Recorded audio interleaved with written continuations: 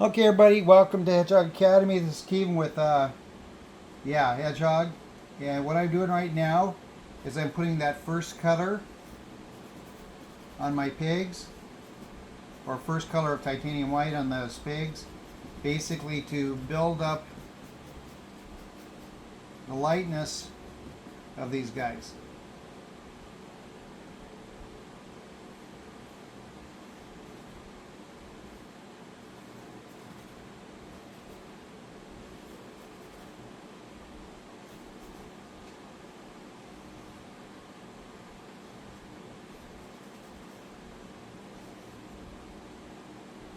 And you notice I'm not using a small brush. I'm actually using a bigger brush.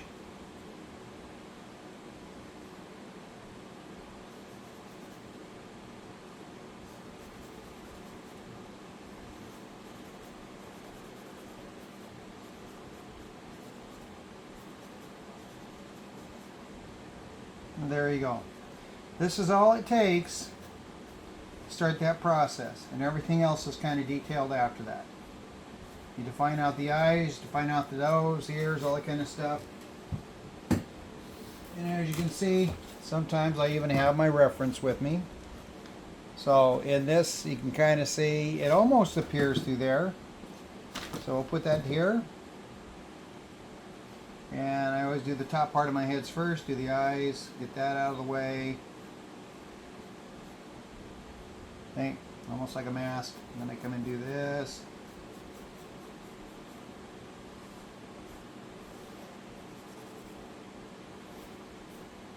It doesn't matter where you start, because typically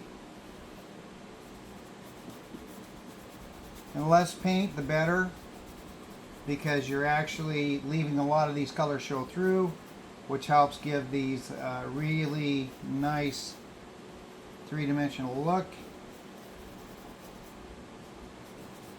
And this is a process you can do with any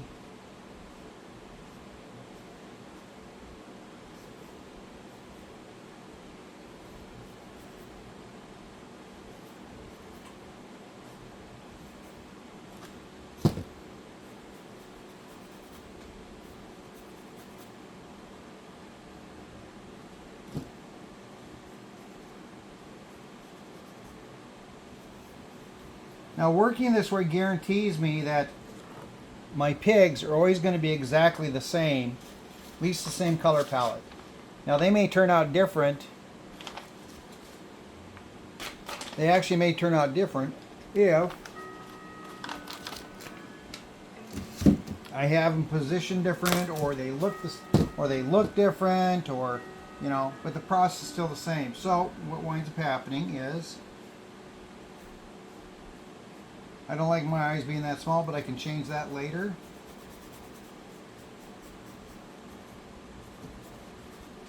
And you can see these colors kind of flowing through. Okay, that's what you're looking for. You don't want to make it so dark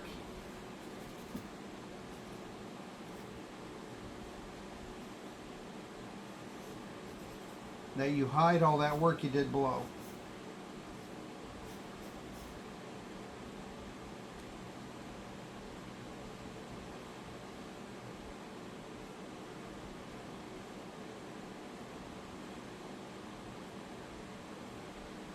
There we be. I'm going to come here. And notice I'm also not loading my brush an awful lot either.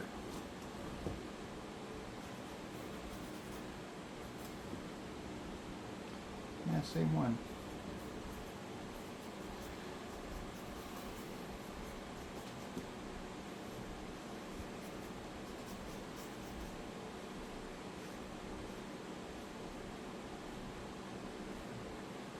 And you don't want them looking the same.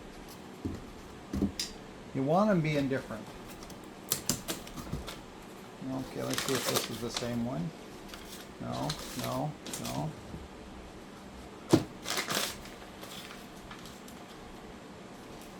Nope. I'll show you what I'm talking about here. Let me hang on a second here. Okay. Nope. Oh, here we go. If you see this picture here, See, the ears are up. I put the ears down. Put this one up. So he's gonna have a really kind of interesting look. The one thing I don't like, I've never liked, is that pigs have really small eyes, beady little eyes. So I always make my eyes a little larger.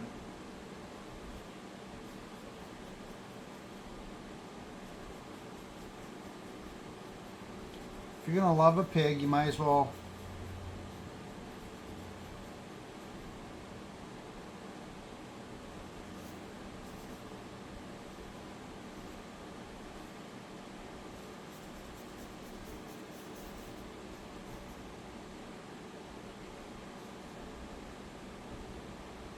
okay, then I'm going to bring this ear down.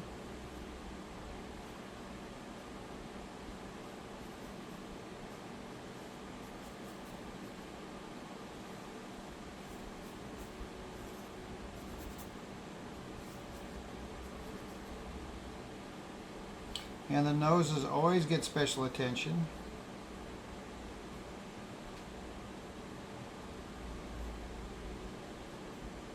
And see, there you go. The start of a happy little pig.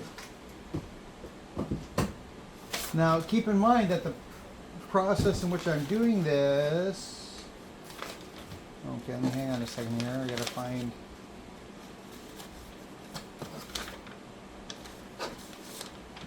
Oh, okay. These over here. Pig's still gonna wind up being the same.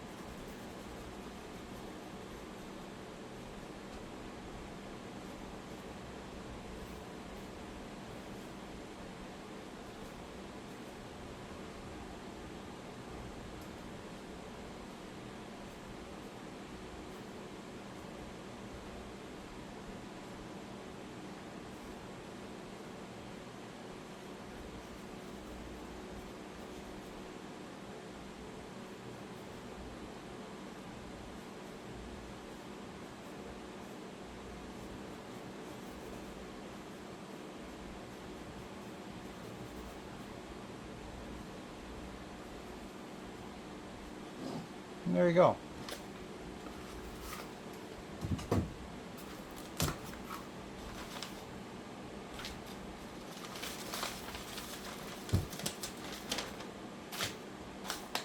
Sometimes with the ears being the way they are, and this is a new one, so I really do want me to, there we go. So you can kind of see him, here he is right here.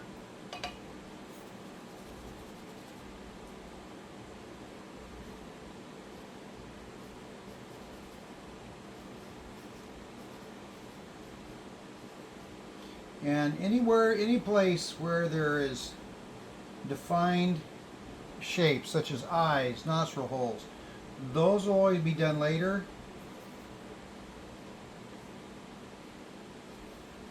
So I'm not too worried about them.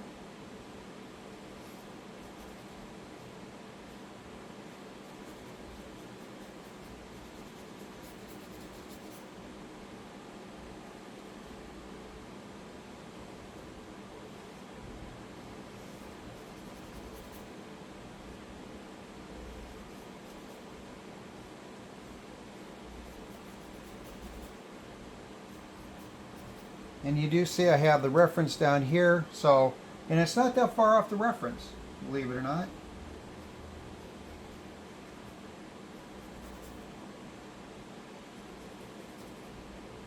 So that's what you want to keep in mind. That all these things I do, there's not really anything magical or whatever. But it does help me speed up my process when I'm doing it. You can see all these colors kind of sitting on top, and that's what you want. Okay. And as you've seen, I've done almost 20 of these in the time we've been sitting here.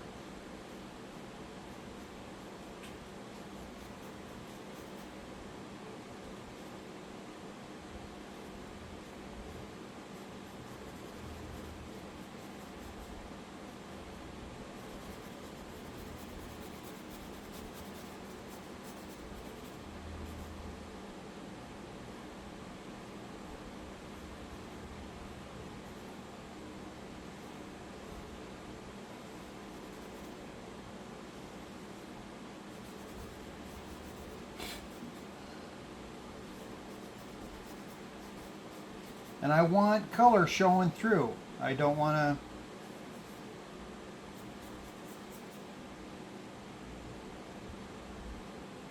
have to find that out a little bit. So yes, I do go through a lot of titanium white.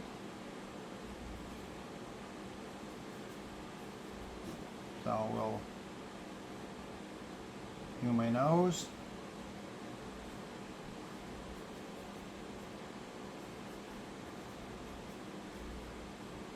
And there you go.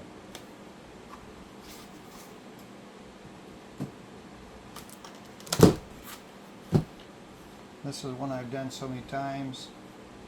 So we'll just come in here and define out the nose first.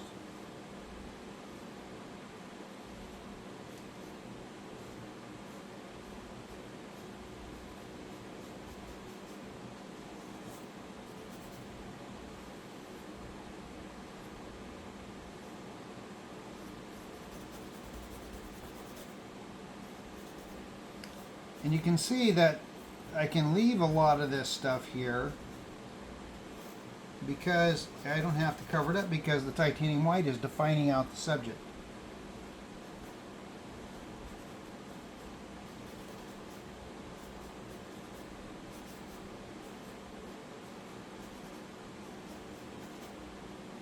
Okay. Oh, bottom part of this here.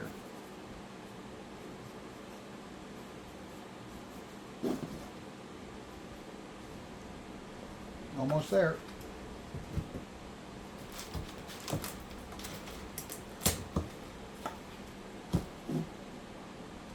So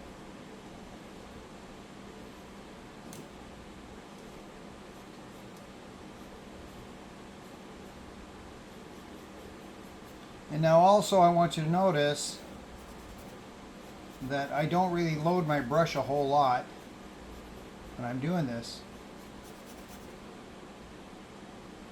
If I do, it's basically to draw in some cover areas, the nose,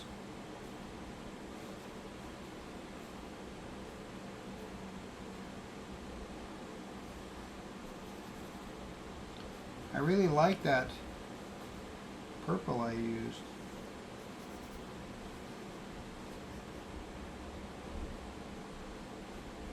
I'll refine that out a little better right there.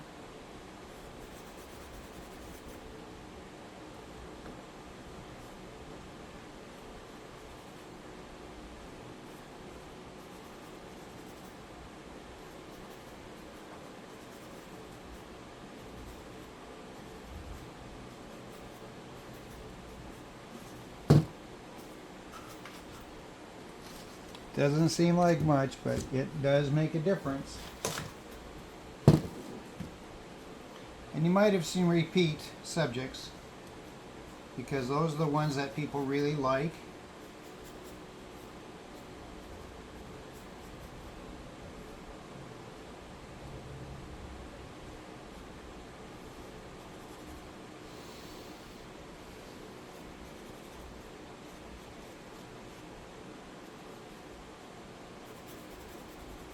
See, if I do it like this and I just barely cover those colors there, you wind up getting this blended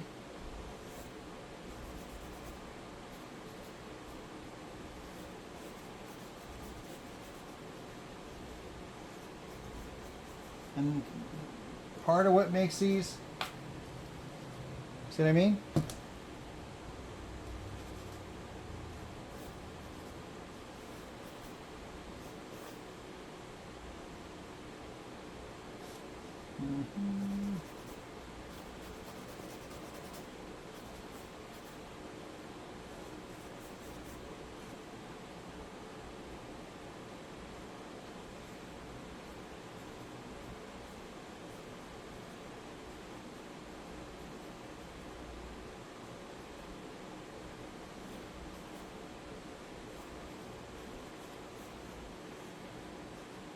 And I won't really put the eyes and anything in until pretty much the end.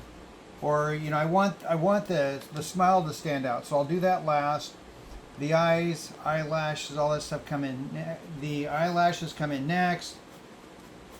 And yes, I put eyelashes on my little snouts. And all these things. Yeah, there you go. Next one done.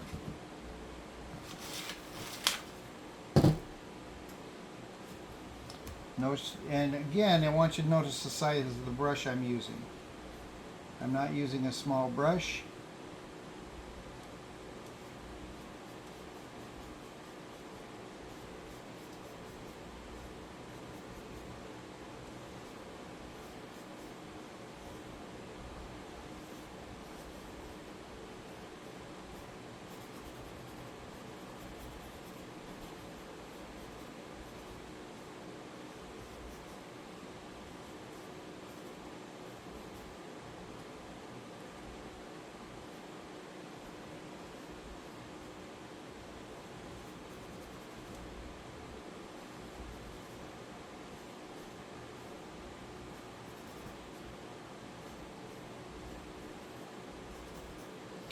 These I've done probably, got the photographs a few years ago, so I've been working with these photographs a very long time.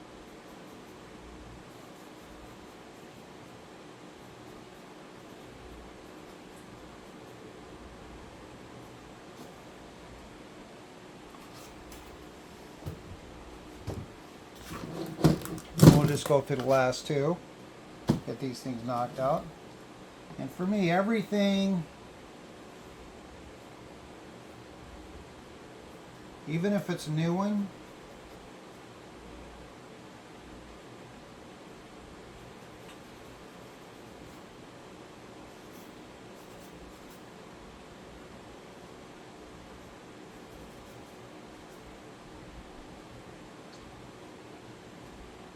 and once you've done things enough, you don't have to follow any specific order. But I do suggest that when you first start doing your production painting, especially if you're producing it, want to make it consistent.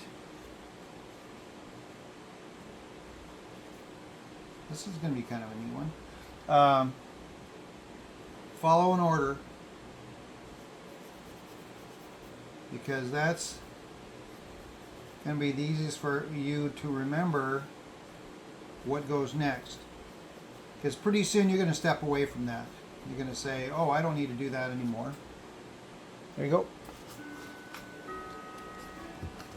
Last one.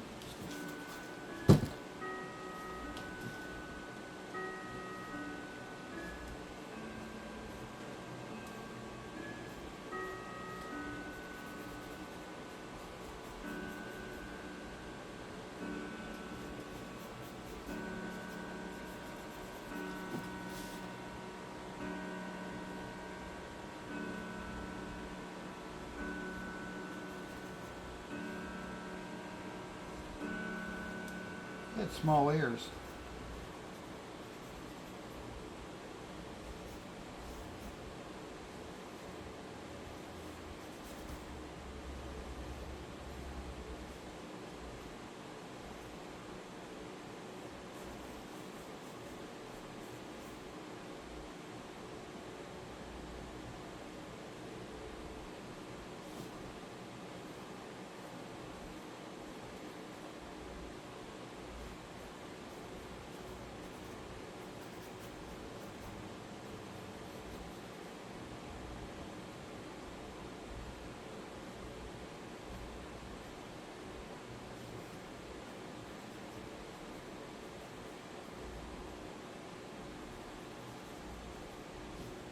And there you go.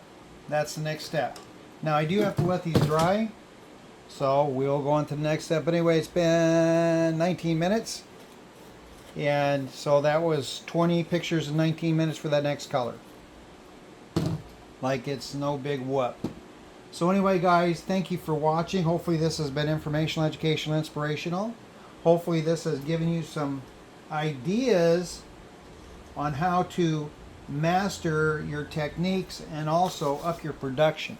That's the important thing. If it doesn't up your production, then, because no, hang on a second. When I say up your production, it's not going to happen right away because you're still working out the bugs. It's going to take a little time to get into the rhythm of things, just like anything else. So say you're getting ready for a show and you're doing all portraits, okay? Well, we all know in all the portraits, just like Caucasians or African Americans or black or white or whatever, right? So you're going to have a certain palette for all those. So what I suggest is you separate them out into blocks of ethnicities. Hammer it out the same way you did here with every single ethnicity. So if you work with all Caucasians or children or whatever, the same color patterns are going to be the same. So you can lay out your first 5 colors and just hammer those out just the way I did like this, okay? And define it out as you get close to the end of it. And also it also separates the idea that you're spending so much time working on a subject that it's not really going to go anywhere, okay? Or that you might wreck it, or you might take it too far, or you're not far enough. All these things are just ways of inhibiting you from going too far, too fast, too soon, too early, too whatever. Okay. So this process I do right here is how I work with all my subjects. If I'm going to do bears, I'm laying out 5, but it's going to take me, I'm going to lay out 20. It's going to take me the first 5 to get the rhythm down, and then I can hammer them out. Because I work with pigs majority of times, and when I'm dealing with other subject, it takes me a while to get my head in the game for that subject because I'm so geared on this. Now, some of those colors I use, like my quinacridone nickel hazel gold, which is coming in today, that one there is the one I put on everything. So that is one of my favorite colors. And teal, you'll see a lot of teal in all my work. That means I'm having fun, enjoying my process, okay? Because if you're not enjoying your process, it's not really worth doing, okay? And yes, I've done well over, I think I'm coming close to 10,000 pigs by now. Take my word for it. I don't know, but I know I'm well over 9,000, about 9,500, right around that area. And as I do more, because remember, I'm not doing 5 or 6, I'm doing 20, 30, 50, 100 at a time. So keeping track of the numbers sometimes is really bizarre and gets out there. So all I can do is go by the numbers of what I have sold, what I have painted and got it, and then tick an average basis over a year. Yeah. Okay. So, and as you can see, if your studio is not looking like this, you're not painting. Oh, I gotta have it nice and clean. I gotta have this. Why? Because you think it has to look that way, or you get lost in the chaos. If you get lost in the chaos, that's one thing. But if you're trying to make it so that you're clean walking out, stop playing Da Vinci because you're not him. Okay, Da Vinci was experiments, but his whole premise, and we get a lot of this from his studio, that these studios have got to be immaculate and stuff like that. But when you look at all working studios, the people who have really made it, their studios are worse than mine. Mine is clean because I can still have a cup of coffee and I don't have to worry about anything. And it doesn't mean it's dirty, it just means it's chaos. And that's kind of what a working studio is, because you go from one project to the next. If you're producing, it should look like this. If you're not producing, your house is clean. Okay? So which do you want to be? Do you want to be a producing, marketing, selling, motivated artist, or do you want to be a clean, nice, and tidy housekeeper for yourself, so people look in your studio and go, oh my God, it's so clean in here? However do you work? Well, one thing you're not working is because you're too busy cleaning the goddamn house and your studio rather than doing what you're supposed to do. We're artists. It's our job to make sure the paintings are done. The other stuff takes a back seat. Cooking takes a back seat. The only thing I don't take a back seat is making my coffee. And, on certain mornings I'll get up, I have myself an espresso. Other times I want to get into work. Oh, sorry. And I just start drinking regular, what do we call mom's coffee, basically brown water. It brings back many fond memories. But I just wanted you to take a second and think about kind of your working habits and stuff like that. You saw the process. That's part of the underpainting process. And like I said, it's not subject dependent. Well, it is subject dependent, but production dependent more than anything else. So when I say subject dependent, say you're working, like I said, animals. Okay, that's going to take a certain palette. Okay, and you want your work to look consistent. Well, they got different colors in them. Doesn't make any difference. You're the artist. You're the one that's defining out how these beasts should look on canvas. They don't have to look. They don't have to be the colors that are actually there. They can be any color you want them, as long as you make it work in such a basis where people get it. Okay, that's all. Well, I don't know. I'm not painting for people. Yeah, you are. Well, I don't care what they want. Well, obviously, because your sales are down. Well, I just want to paint for myself. Well, then why are you talking to a professional artist, trying to hold a conversation with them on the basis that you're an artist? That's not a conversation I want to have, because amateurs, unless you're asking, well, how do you do something, and you can accept the criticism when I find out you're not doing it, don't ask the question. Because typically, the questions I get when it comes to this, I'll do that on another video, but anyway, I'm going to post this and I'll get on to the next.